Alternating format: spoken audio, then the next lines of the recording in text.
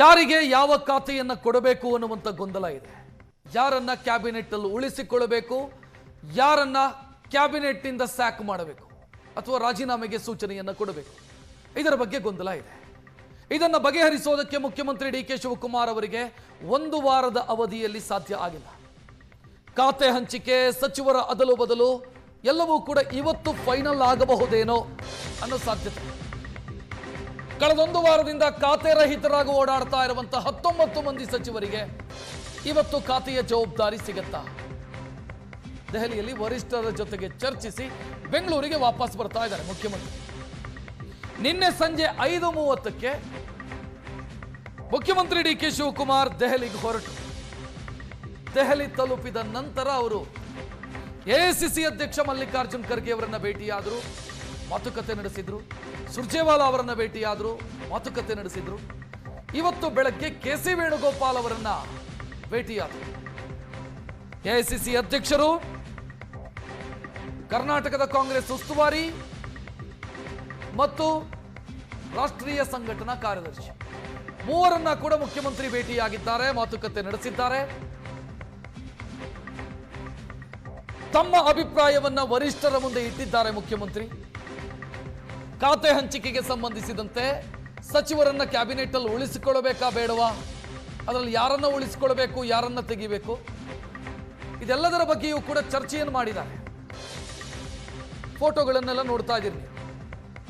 ಒಂದು ಖರ್ಗೆ ಅವರನ್ನ ನಿನ್ನೆ ಭೇಟಿಯಾಗಿದ್ದು, ಇವತ್ತು ಕೆಸಿ ವೇಣುಗೋಪಾಲ್ ಅವರನ್ನ ಭೇಟಿಯಾಗಿದ್ದು.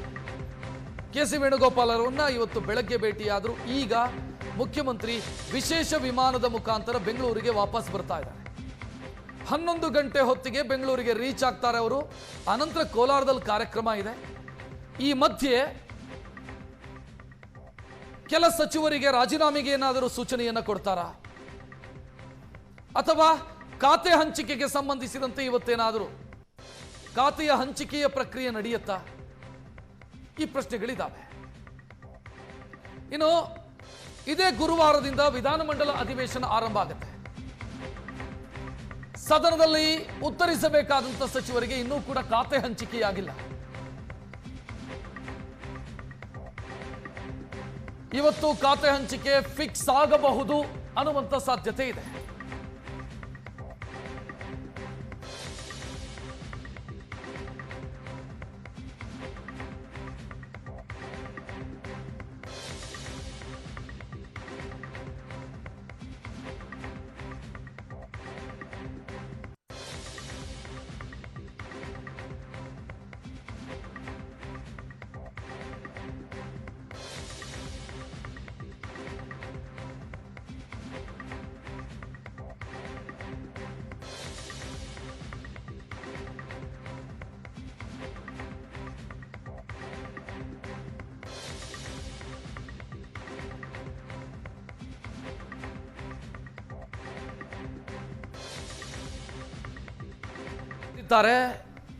ಕೆಲ ಸಚಿವರು ಖಾತೆಗಳಿಗೆ ಪಟ್ಟು ಹಿಡಿದಿರುವಂತ ಸಚಿವರು ಅಂದರೆ ಇಂಥದ್ದೇ ಖಾತೆ ಬೇಕು ಅಂತ ಮುನಿಯಪ್ಪ ಇವತ್ತು ವೇಣುಗೋಪಾಲ್ ಅವರನ್ನ ಭೇಟಿಯಾಗಿದ್ದನ್ನ ಕೂಡ ನೀವು ಆಗ್ಲೇ ಗಮನಿಸಿದ್ರಿ.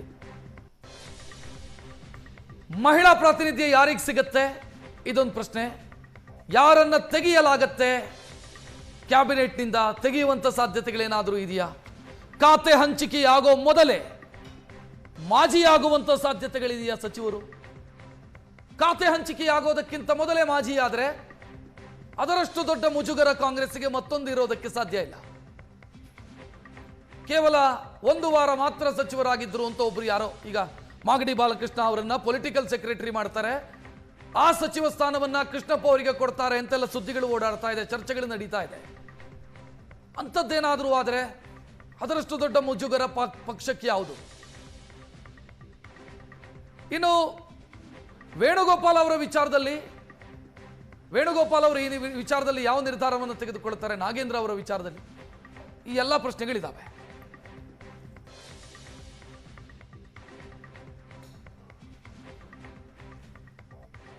ಸಚಿವ ಸ್ಥಾನ ತ್ಯಾಗ ಮಾಡ್ತಾರಾ, ಪ್ರಬಲ ಖಾತೆಗೆ ಪಟ್ಟು ಹಿಡಿತಾರಾ ಮುನಿಯಪ್ಪ? ಇದೊಂದು ಪ್ರಶ್ನೆ ಇದೆ. ಯಾಕಂತಂದ್ರೆ ಇವತ್ತು ಮುನಿಯಪ್ಪ ವೇಣುಗೋಪಾಲ್ ಅವರ ನಿವಾಸದಲ್ಲಿದ್ದರು. ಅವರು ಒಂದು ವೇಳೆ ಸಚಿವ ಸ್ಥಾನ ತ್ಯಾಗ ಮಾಡೋದಕ್ಕೆ ನಿರ್ಧರಿಸಿದರೆ 4-5 ಸಮಸ್ಯೆಗಳು ಬಗೆಹರಿಯುತ್ತೆ. ಮಹಿಳಾ ಪ್ರಾತಿನಿಧ್ಯದ ವಿಚಾರದಲ್ಲಿ ಮಗಳಿಗೆ ಕೊಟ್ಟರೆ ಮಹಿಳಾ ಪ್ರಾತಿನಿಧ್ಯ, ಕೋಲಾರದ ಪ್ರಾತಿನಿಧ್ಯ ಮತ್ತು ಅವರ ಮಗಳನ್ನು ಮಂತ್ರಿಯನ್ನಾಗಿ ಮಾಡಿದರೆ ಈ ಕಡೆ ಖಾಲಿ ಉಳಿದಿರುವಂಥ ಸಚಿವ ಸ್ಥಾನ ಸಿದ್ದರಾಮಯ್ಯ ಅವರು ಪಟ್ಟು ಹಿಡಿದ ರೀತಿಯಲ್ಲೇ ಉತ್ತರ ಕರ್ನಾಟಕ ಭಾಗದ ಕುರುಬ ಸಮುದಾಯಕ್ಕೆ ಕೊಡೋದಕ್ಕೆ, ಶಿವಣ್ಣನವರವರಿಗೆ ಕೊಡೋದಕ್ಕೆ ಸಾಧ್ಯ ಇದೆ. ಇದಕ್ಕೆ ಮುನಿಯಪ್ಪ ಒಪ್ತಾರಾ? ಈ ಎಲ್ಲ ಪ್ರಶ್ನೆಗಳು ಇವತ್ತು ಬಗೆಹರಿಯಬಹುದಾ ಇದು ಅನ್ನೋದು ದೊಡ್ಡ ಪ್ರಶ್ನಾರ್ಥಕ ಚಿಹ್ನೆ.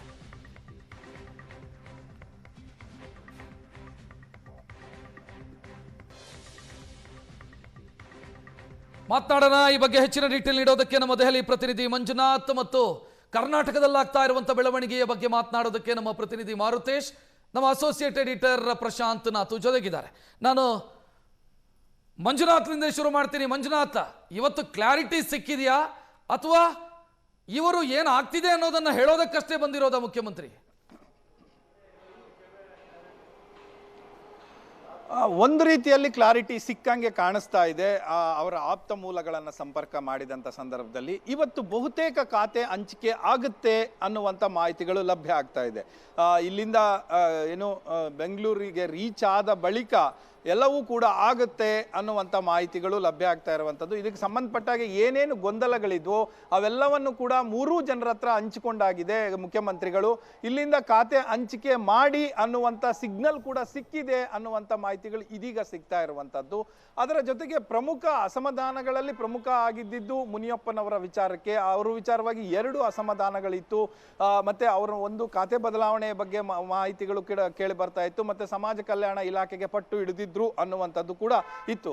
ಆದರೆ ಮುನಿಯಪ್ಪ ಅವರನ್ನ ಒಳಗಡೆ ಕರೆಸಿಕೊಂಡು 10 ನಿಮಿಷಗಳ ಕಾಲ ಹೈಕಮಾಂಡ್ ಸ್ಟ್ಯಾಂಡ್ ಏನು ಅನ್ನುವಂಥದ್ದನ್ನ ಬಹಳ ಸ್ಪಷ್ಟವಾಗಿ ಹೇಳಿದ್ದಾರೆ. ಇದಕ್ಕೆ ಬಹುತೇಕ ಮುನಿಯಪ್ಪ ಅವರು ಒಪ್ಪಿದ್ದಾರೆ ಅನ್ನುವಂಥದ್ದು ಅವರ ಆಪ್ತ ಮೂಲಗಳು ಹೇಳ್ತಾ ಇರುವಂಥದ್ದು. ಅದರಲ್ಲಿ ಒಂದಂತೂ ಸ್ಪಷ್ಟ ಆಗಿದೆ, ಅವರೇ ಮಿನಿಸ್ಟರ್ ಆಗಿ ಸಚಿವರಾಗಿ ಕಂಟಿನ್ಯೂ ಆಗ್ತಾರೆ ಅನ್ನುವಂಥ ಮಾಹಿತಿಗಳು ಇದೀಗ ಜಸ್ಟ್ ಬರ್ತಾ ಇರುವಂಥದ್ದು. ಉಳಿದಂತೆ ಖಾತೆ ಚೇಂಜ್ಗೆ ಒಂದು ಪಟ್ಟನ್ನ ಹಿಡಿದಿದ್ರು. ಆದರೆ ಅವರು ಕೇಳುವಂತಹ ಖಾತೆಯನ್ನ ಕೊಡ್ಲಿಕ್ಕೆ ಸಾಧ್ಯ ಇಲ್ಲ ಅನ್ನುವಂಥದ್ದು ಹೈಕಮಾಂಡ್ ಹೇಳಿ ಆಗಿದೆ ಅನ್ನುವಂಥದ್ದು. ಇದಕ್ಕೂ ಕೂಡ ಕೆಲವೊಂದಷ್ಟು ಒಪ್ಪಿಗೆ ಅಂದ್ರೆ ಮಾತುಕತೆಗಳು ಆಗಿ ಹೈಕಮಾಂಡ್ ಏನ್ ಹೇಳಿದೆಯೋ ಅದನ್ನ ಒಪ್ಪಿದ್ದಾರೆ ಅನ್ನುವಂಥದ್ದು ಅವರ ಆಪ್ತ ಮೂಲಗಳು ಹೇಳ್ತಾ ಇರುವಂಥದ್ದು. ಅದರ ಜೊತೆಗೆ ಇಲ್ಲಿಂದನೇ ಏನೋ ಮಂಜುನಾಥ್, ಇದು ಅರ್ಥ ಏನೀಗ? ರೂಪಾ ಶಶಿಧರ್ ಮಂತ್ರಿ ಆಗ್ತಾರ, ಮುನಿಯಪ್ಪನವರೇ ಮುಂದುವರಿತಾರ? ಯಾಕಂದರೆ ಬರೀ ಮುನಿಯಪ್ಪನವ್ರನ್ನ ಮಾತ್ರ ಕೆ ಸಿ ವೇಣುಗೋಪಾಲ್ ಮನೆಗೆ ಕರೆದು D K Shivakumar K C Venugopal ಮಾತಾಡಿದರು. ಈಗ ರೂಪಾ ಶಶಿಧರ್ ಮಂತ್ರಿ ಆಗ್ಲಿಕ್ಕೆ ಮುನಿಯಪ್ಪನವರು ಒಪ್ಪಿಗೆ ಇದೆನಾ ಅಥವಾ ಆ ಪ್ರಸ್ತಾವನೆಯೇ ಹೈಕಮಾಂಡ್ ಇಡ್ತಾ ಇಲ್ವಾ? ಇಲ್ಲ, ಅವ್ರಿಗೆ ಎಲ್ಲವೂ ಕೂಡ ಹೇಳಿ ಆಗಿತ್ತು. ಆದರೆ ಅಂತಿಮವಾಗಿ ಅವರ ಅಭಿಪ್ರಾಯವನ್ನ ಕೇಳುವಂತ ಸಂದರ್ಭದಲ್ಲಿ ಅವರು ಸ್ಪಷ್ಟವಾಗಿ ಹೇಳಿದ್ದಾರೆ ಅನ್ನುವಂಥದ್ದು ಆಪ್ತ ಮೂಲಗಳು ಹೇಳ್ತಾ ಇರುವ ಪ್ರಕಾರ. ನಾನಂತೂ ಖಾತೆ ಬಿಟ್ಟು ಕೊಡುವುದಿಲ್ಲ ಅನ್ನುವಂಥದ್ದನ್ನ ಮುನಿಯಪ್ಪನವರು ಬಹಳ ಸ್ಪಷ್ಟವಾಗಿ ಹೇಳಿದ್ದಾರೆ ಹೈಕಮಾಂಡ್ಗೆ ಅನ್ನುವಂಥದ್ದು ಮಾಹಿತಿಗಳು ಲಭ್ಯ. ನಾನು ಖಾತೆ ಬಿಟ್ಕೊಡಲ್ಲ ಅಂದ ಮೇಲೆ ಈ ಕಗ್ಗಂಟನ್ನ ಹೆಂಗ್ ಬಿಡಿಸ್ತಾರೆ? ಅದಕ್ಕೆ ಇನ್ನೂ ಒಂದಷ್ಟು ಸಮಯ ಬೇಕು ಅನ್ನುವಂಥದ್ದು. ಈಗ ಸಮಯ ಬೇಕು ಅನ್ನುವಂಥದ್ದನ್ನ ಹೇಳ್ತಾ ಇದ್ದಾರೆ, ಟೈಮ್ ಬೈ ಮಾಡ್ತಾ ಇದ್ದಾರೆ. ಜೊತೆಗೆ ಇವರು CM ಅವರು ಹೇಳುವಂಥದ್ದು ಕೂಡ ಅಷ್ಟೇ, ನಾವು ಮಹಿಳಾ ಕೋಟಾನ ತುಂಬುತ್ತೀವಿ ಆದ್ರೆ ಅಷ್ಟು ಅರ್ಜೆಂಟ್ ಇಲ್ಲ ಅನ್ನುವಂಥ ಅರ್ಥದಲ್ಲಿ CM ಅವರ ಪ್ರತಿಕ್ರಿಯೆ ಕೊಟ್ಟಿದ್ದಾರೆ. ಅದನ್ನ ನೋಡಿದಂತ ಸಂದರ್ಭದಲ್ಲಿ ಬಹುತೇಕ ಈಗ ನಾಗೇಂದ್ರ ಅವರ ಪ್ರಕರಣವನ್ನ ನೋಡಿಕೊಂಡು ಆಮೇಲೆ ಏನಾದ್ರೂ ಈ ಕಗ್ಗಂಟು ಬಿಡಿಸೋದಕ್ಕೆ ಕೈ ಹಾಕ್ತಾರೆ ಅಂತ ಕಾಣಿಸುತ್ತೆ ಪ್ರಶಾಂತ್. ಅದ್ರ ಜೊತೆಗೆ ಕಗ್ಗಂಟು ಬಗೆಹರಿಯದೆ ಖಾತೆ ಹಂಚಿಕೆ ಹೆಂಗಾಗುತ್ತೆ ಮಾಹಿತಿಗಳು ಕಗ್ಗಂಟು ಇವರು CM ಅವರ ಆಪ್ತ ಮೂಲಗಳು ಹೇಳ್ತಾ ಇರುವ ಪ್ರಕಾರ ಕಗ್ಗಂಟು ದೊಡ್ಡ ಮಟ್ಟದಾಗಿ ಏನು ಇಲ್ಲ. ಆದ್ರೆ ಉಳಿದಿರುವಂತದ್ದೇನು ಅಂತ ಅಂದ್ರೆ ಕುರುಬಾ ಕೋಟಾದಲ್ಲಿ ಒಂದು ಆಡ್ ಆಗಬೇಕಾಗಿದೆ, ಅದನ್ನ ಮಾಡ್ಲಿಕ್ಕೆ ನಾವು ಎಲ್ಲಾ ಪ್ರಯತ್ನಗಳನ್ನು ಕೂಡ ಮಾಡ್ತಾ ಇದ್ದೇವೆ ಅನ್ನುವಂಥದ್ದು. ಆಪ್ಷನ್ಸ್ ಬೇರೆ ಬೇರೆ ರೀತಿಯಲ್ಲಿ ಕೊಟ್ಟಿದ್ದಾರೆ ಅನ್ನುವಂಥದ್ದು ಮಾಹಿತಿಗಳು ಬರ್ತಾ ಇದೆ. ನಾಗೇಂದ್ರ ಪ್ರಕರಣ ಯಾವ ರೀತಿಯ ತಿರುವು ಕೊಡುತ್ತೆ ಅನ್ನೋ ಮಂಜುನಾಥ್, ಇಲ್ಲಿರ್ತಕ್ಕಂಥ ಮಾಹಿತಿ ಈಗ ಮಾಜಿ ಮುಖ್ಯಮಂತ್ರಿ ಸಿದ್ದರಾಮಯ್ಯನವರು ಡಿ ಕೆ ಶಿವಕುಮಾರ್ಗೆ ಬಹಳ ಸ್ಪಷ್ಟವಾಗಿ ಹೇಳಿದ್ದಾರೆ, ನೀವು ಶಿವಣ್ಣವ್ರನ್ನ ಮಂತ್ರಿ ಮಾಡಲಿಲ್ಲ ಅಂದರೆ ನಾನೇನು ಸದನಕ್ಕೆ ಬರಲ್ಲ ಅಂತ.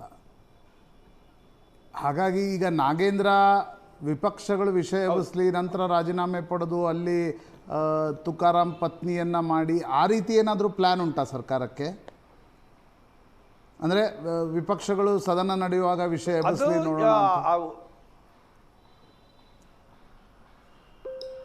ಹೌದು, ಆ ಲೆವೆಲ್ವರೆಗೂ ಒಂದು ತೆಗೆದುಕೊಂಡು ಹೋಗ್ತಾರೆ. ಮತ್ತೆ ಇಲ್ಲೆಲ್ಲವೂ ಕೂಡ ಕೋರ್ಟಿನ ನಿರ್ದೇಶನದ ಮೇಲೆ ಅವಲಂಬನೆ ಆಗಿರುವಂಥದ್ದು.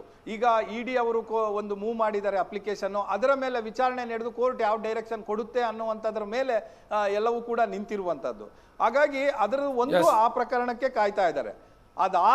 ಅದಾದ ಬಳಿಕವೇ ಇದನ್ನ ಒಂದು ತುಂಬುವಂತ ಸ್ಥಾನ, ಈಗೇನ್ ಖಾಲಿ ಉಳಿದಿದೆ ಅದನ್ನು ತುಂಬುವಂತ ಕೆಲಸಕ್ಕೆ ಕೈ ಹಾಕ್ತಾರೆ ಅಂತ ಈ ತನಕ ಇರುವಂತ ಮಾಹಿತಿಗಳು. ಅನ್ನುವಂತ ಪ್ರಶ್ನೆ ಬಂದ್ರೆ ಮಂಜುನಾಥ್, ಅಂದ್ರೆ ಈಗ ಮುನಿಯಪ್ಪನವ್ರು ಒಪ್ಲಿಲ್ಲ ಅಂದ್ರೆ ಮುನಿಯಪ್ಪನವ್ರು ಬಹುತೇಕ ಅವರು ಅದ್ರ ರೂಲ್ಡ್ ಔಟ್ ಅದು ಆಪ್ಷನ್ ಆಲ್ಮೋಸ್ಟ್ ರೂಲ್ಡ್ ಔಟ್ ಆದಂಗೆ. ಯಾಕಂದ್ರೆ ಅವರಿಗೆ ಬೆಳಿಗ್ಗೆ ಕರೆದು ಇವರು ಹೇಳಿರುವಂತದ್ದು ಕೂಡ ಅದೇ ಅಂತ ಅವರ ಆಪ್ತ ಮೂಲಗಳು ಹೇಳ್ತಾ ಇದೆ. ನಾನಂತೂ ಖಾತೆ ಬಿಟ್ಟು ಕೊಡುವುದಿಲ್ಲ ಅನ್ನುವಂಥದ್ದು ಬಹಳ ಸ್ಪಷ್ಟವಾಗಿ ಹೇಳಿದ್ದಾರೆ ಅನ್ನುವಂಥದ್ದು. ಅಂತ ವಿಚಾರ ನಮ್ಮ ಮುಂದೆ ಇಲ್ಲ ಅನ್ನುವಂಥದ್ದು. ಜೊತೆಗೆ ಮೊನ್ನೆಯೂ ಕೂಡ ಪತ್ರಿಕಾ ಹೇಳಿಕೆ ಬಿಡುಗಡೆ ಸಂದರ್ಭದಲ್ಲೂ ಕೂಡ ಅವರು ಬಹಳ ಸ್ಪಷ್ಟವಾಗಿ ಹೇಳಿದ್ರು ಈ ತರ ಆಗುತ್ತೆ ಅನ್ನುವಂಥದ್ದನ್ನ. ಅದನ್ನ ಇವತ್ತು ಕೂಡ ಪುನಃ ಒತ್ತಿ ಹೇಳಿದ್ದಾರೆ ಏನಾಗಬಹುದು ಅನ್ನುವಂಥದ್ದನ್ನ. ಮತ್ತೆ ಆ ಅಭಿಪ್ರಾಯವನ್ನು ತೆಗೆದುಕೊಂಡು ಖಾತೆ ಬದಲಾವಣೆಗೆ ನೀವು ಕೈ ಅಂದ್ರೆ ಮುಗ್ದಂಗೆ ಕಾಣ್ತಿಲ್ಲ. ಕಾಂಗ್ರೆಸ್ನವ್ರು ಏನೇ ಹೇಳ್ಕೊಳ್ಳಿ, ಡೆಡ್ ಲಾಕ್ ಮುಗ್ದಂಗೆ ಕಾಣ್ತಿಲ್ಲ. ಹಾಗಾದ್ರೆ ಮುಖ್ಯಮಂತ್ರಿಗಳು ದಿಲ್ಲಿಗೆ ಬಂದು ಕೂಡ ಡೆಡ್ ಲಾಕ್ ಏನು ಮುಗ್ದಂಗೆ ಕಾಣ್ತಿಲ್ಲ. ಇದು ಪೂರ್ತಿ ಈ ಒಂದು ಸರ್ಕಲ್ ಆಗುವ ತನಕವೂ ಕೂಡ ಡೆಡ್ ಲಾಕ್ ಕಂಟಿನ್ಯೂ ತರ ಕಾಣಿಸ್ತದೆ. ಅದರ ಜೊತೆಗೆ ಈಗ ಬಂದು ಖಾತೆ ಹಂಚಿಕೆ ಮಾಡಿದ ಮೇಲೆ ಇನ್ನೂ ಏನಾದ್ರೂ ಅಸಮಾಧಾನಗಳು ಹೊರಗಡೆ ಬರ್ತಾವ ಅನ್ನುವಂಥದ್ದು ಕೂಡ ಇದೆ. ಮತ್ತೆ ಇದನ್ನ ಅಧಿವೇಶನ ಮುಗಿಸ್ಕೊಂಡೇ ಖಾಲಿ ಸ್ಥಾನ ತುಂಬುವಂತ ಲೆಕ್ಕಾಚಾರದಲ್ಲೂ ಕೂಡ ಹೈಕಮಾಂಡ್ ಹೇಳಿ ಕಳಿಸಿದೆ ಅನ್ನುವಂತ ಮಾಹಿತಿಗಳು ಸಿಗ್ತಾ ಇದೆ. ಎಸ್ ಮಂಜುನಾಥ್, ಹಾಗೆ ಸಂಪರ್ಕದಲ್ಲಿರಿ.